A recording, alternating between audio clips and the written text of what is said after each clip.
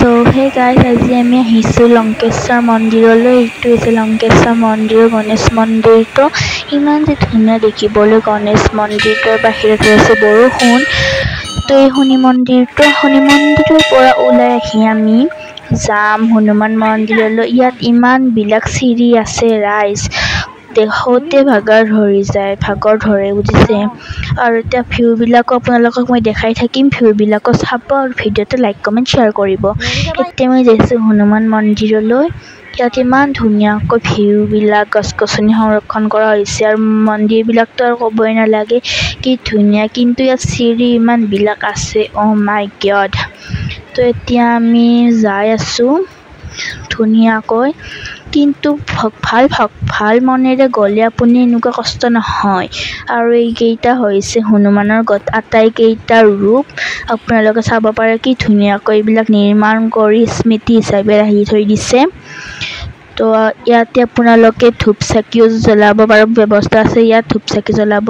ইয়াৰ পৰা আৰু ওপৰলৈ গৈ আপুনি মেইন হনুমান মন্দিৰটো আপুনি যাই পাব। আহকচোন আপোনালোকক দেখুৱাম মেইন হনুমান মন্দিৰটো।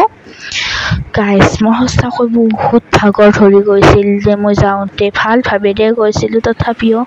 আৰু এইটো চকী যে ধুনীয়া দেখিবলৈ, হনুমান মন্দিৰৰ মেইন এই প্ৰতিমূৰ্তিটো ইমান ধুনীয়া। আৰু ইয়াৰ পৰা ভিউটো চাওক আপুনি। ইয়াত অকল মন্দিৰ আৰু সেউজীয়া গছ গছনি। আৰু ইয়াত আমি ফেফাই গৈ পাইছোঁ মেইন লংকেশ্বৰ ধামত।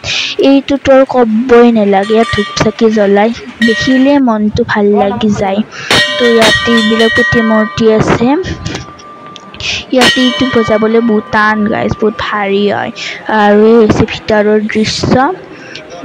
আজি ৰবিবাৰ তথাপিও বহুত মানুহ গৈছিল। যদি আপুনি সোমবাৰে যায় ইয়াতকৈ বেছি মানুহ দেখা পাব। এইটো হৈছে মেইন মন্দিৰটো। আৰু গাইজ বৰষুণ জিকি আহিছোঁ, কাপোৰ তাপোৰ জিকি অৱস্থা নাই, সকলোৰে জিকিছে দেই। আৰু এইটো মোৰ মিতু বা চাব পাৰে। আৰু চাওক ইয়াৰ বাহিৰৰ পৰিৱেশটো, বৰষুণ আৰু সেউজীয়া গছ গছনি আৰু একো নাই দেই। কি ধুনীয়া। ইয়াৰ পৰা ব্ৰহ্মপুত্ৰটো দেখা পায় দেই, আপুনি দেখা পাব। তো এইখিনি কৈ আজি মই ব্লগটো সামৰণি মাৰিলোঁ। ধন্যবাদ।